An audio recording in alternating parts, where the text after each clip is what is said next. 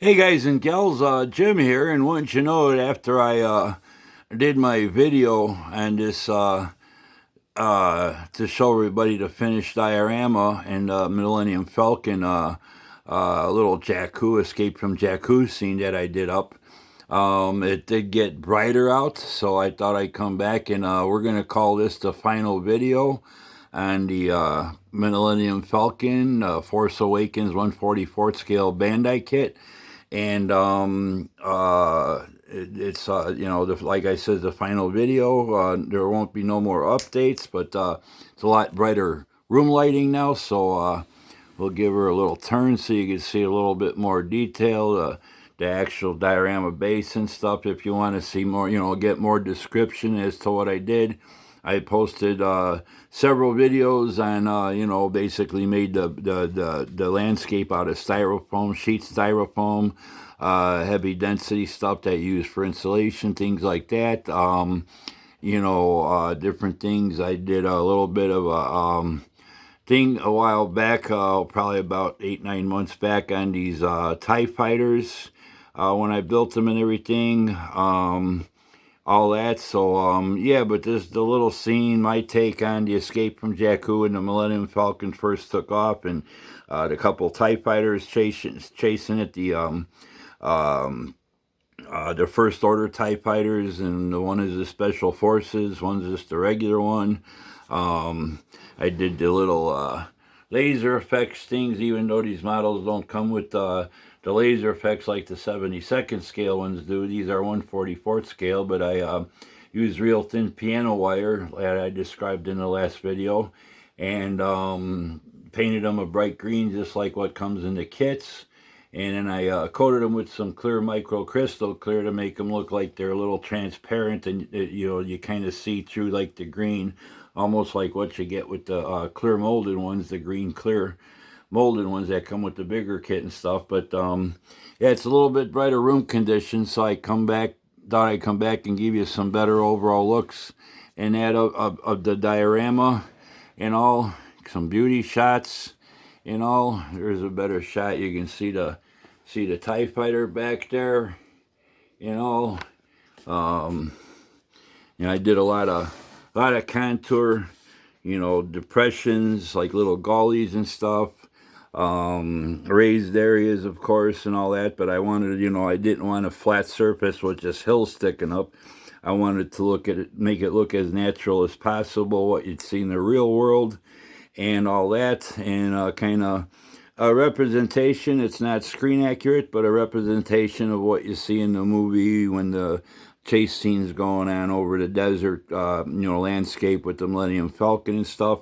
This is real play sand. It's not, nothing fake or nothing like that. The lighting turned out real nice and all that. My cockpit and all, and that's still removable. I probably will try to put a piece of clear styrene in there on this one. The gunner bays still look real good.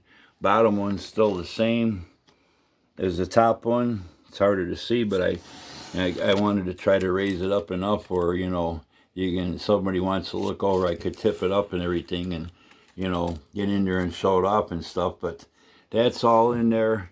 The back side, there's my little crashed and shot down, crashed, and all torched and beat up and rusted from sitting around in the weather and all that. And all my little crash scene, my scratch built TIE fighter. It's also 144th scale. I did trace pretty much everything off the 144th scale set that the Bandai kits and stuff. But I wasn't going to buy a kit, even though it's inexpensive, just for doing that little bit up. So I went and scratch built my own, get it as realistic looking as possible with what I had on hand and stuff. I know I showed it to you. I used the wooden bead for the main body, some styrene tube, some sheet styrene with some ribbing on it for the wings or whatever you want to call them and stuff.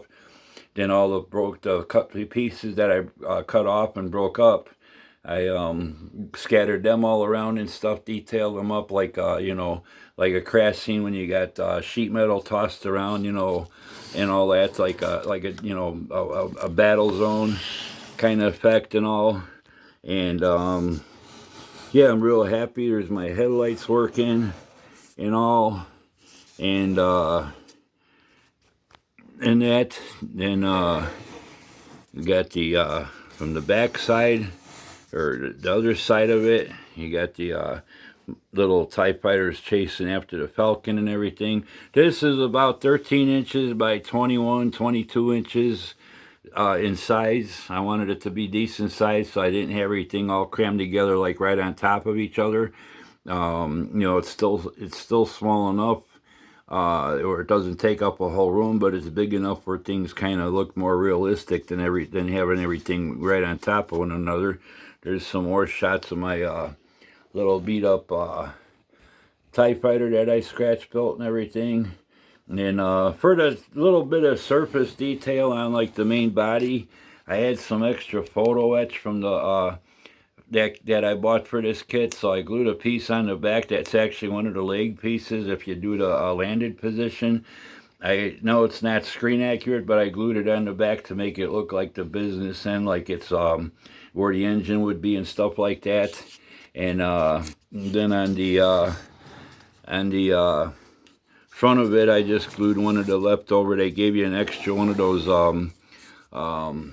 mesh exhaust pieces, the little exhaust screens.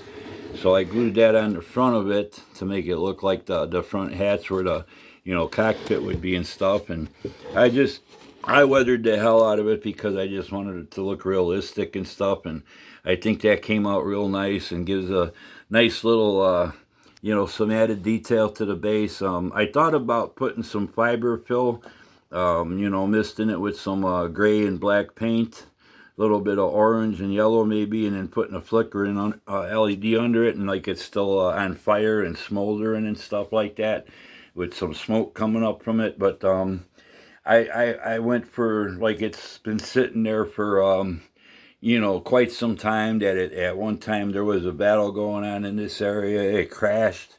I got it where it's like, where I cut off the bottom halves of the wings. I got it where it's like very buried in the sand, from crashing and stuff, how things, in a soft sandy soil, how they'll get buried partially and stuff. So I went for that effect, and I wanted it just to be, where it didn't take a lot of interest away from the lighted Falcon, but at the same time it adds a lot of nice detail to the base and makes it look more realistic, like what you see in the movie where they're flying around and there's a lot of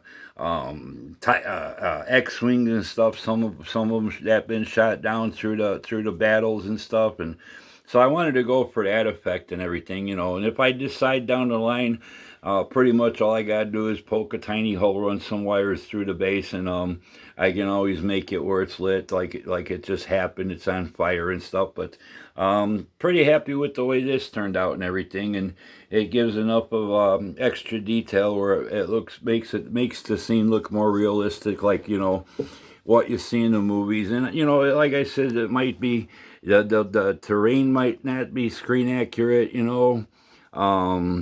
but it's kind of like when you look at this diorama, I wanted to give you the impression that, yeah, that looks just like the scenes that you see in the movie and stuff like that. And I think it turned out pretty good. I'm real happy with the way it came out, and all that. And like I said, if you want to see more detail of the Millennium Falcon as far as my weathering with my washes, I did some battle scar marks on it, just like you see, on the top and bottom, a little bit on the tube that leads to the cockpit walkway.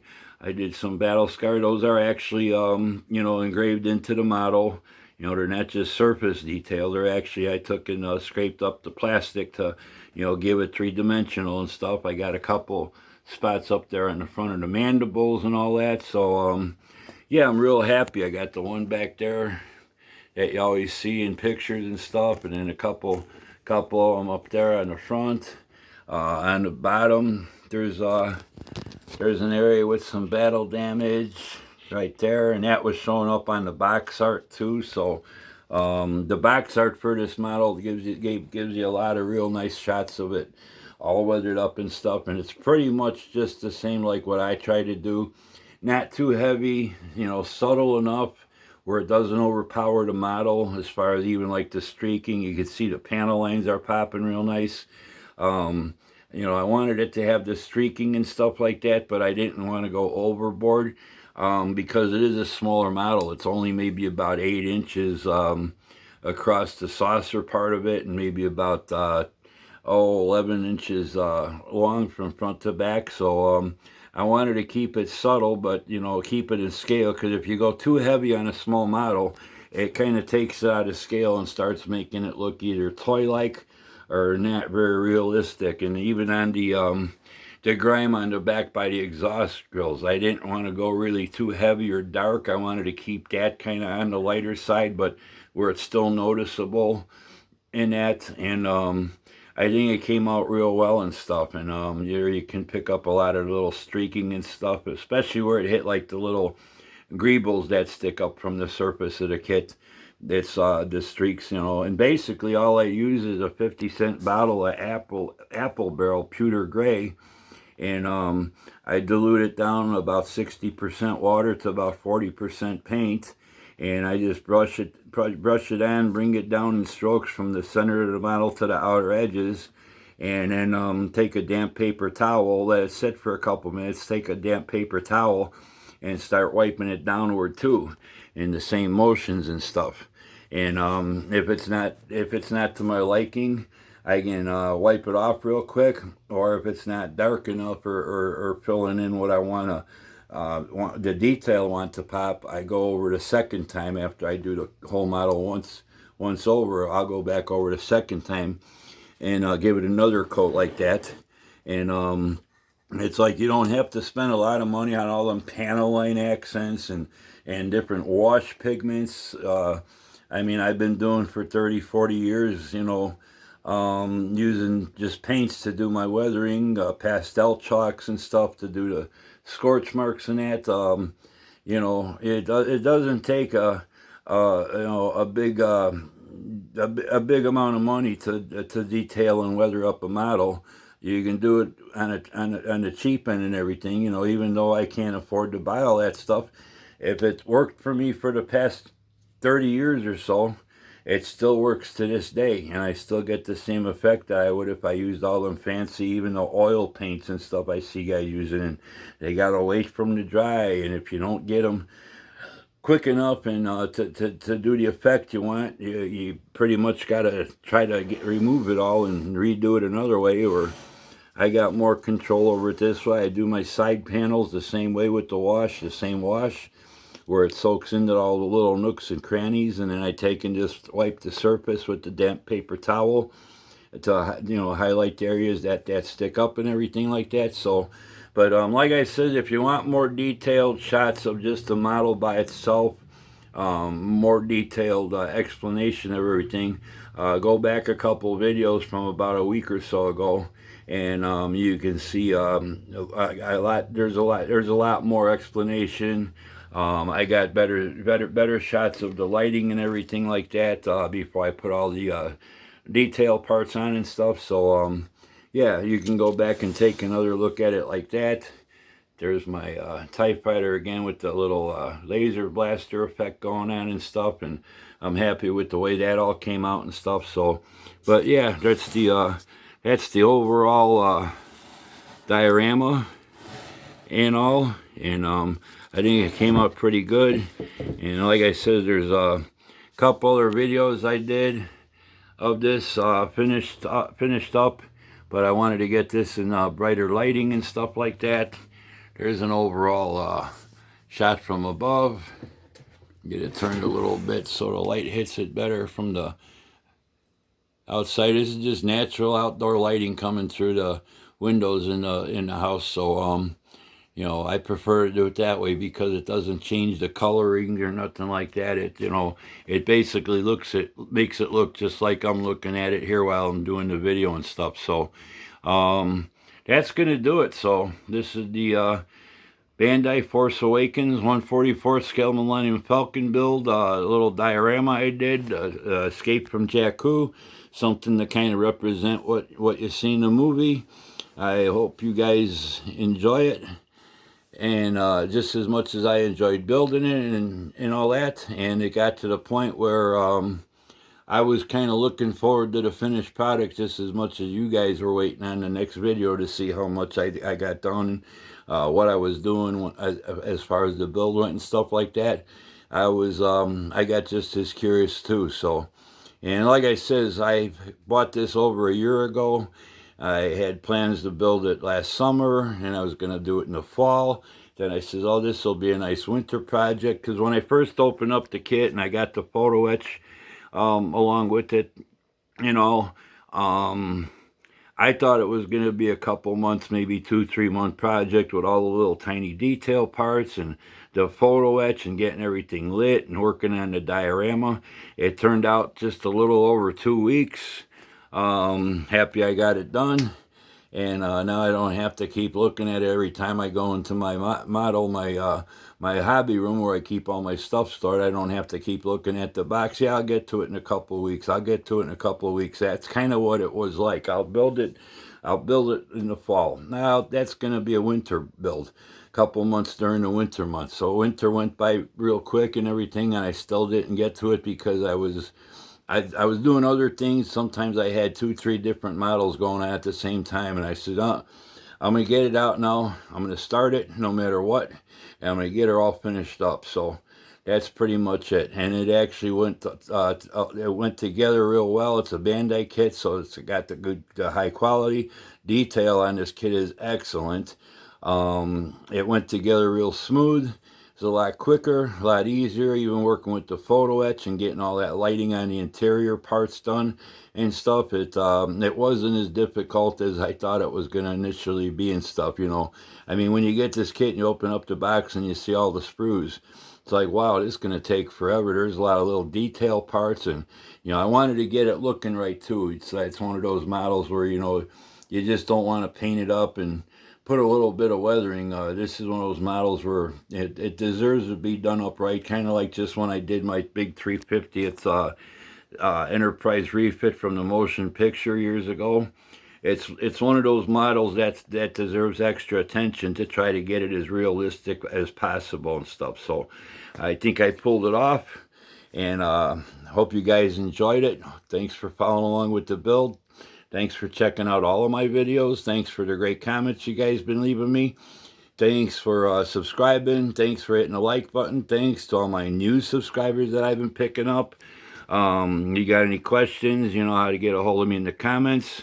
Or I leave my email in the descriptions on each one of my videos, so you can get a hold of me personally if you want that way. If you got questions that you don't want to share with the whole world, and I'll be more than happy to answer them and chat with you.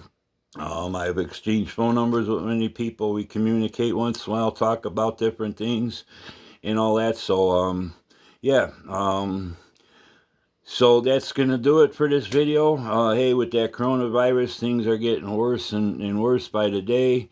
So everybody stay safe out there. You know, don't do anything unnecessary where it gives you a chance of catching it and stuff. You know, whatever your state's local government or whatever they ask you to do, even though it's not enforced by law, go along with it, and maybe we can get this get this deal whipped and everything, and not get as many people infected as have been to this point. So till the next time, you guys all take care. Have a great weekend. Happy modeling. And we'll see you soon with another build. So, bye.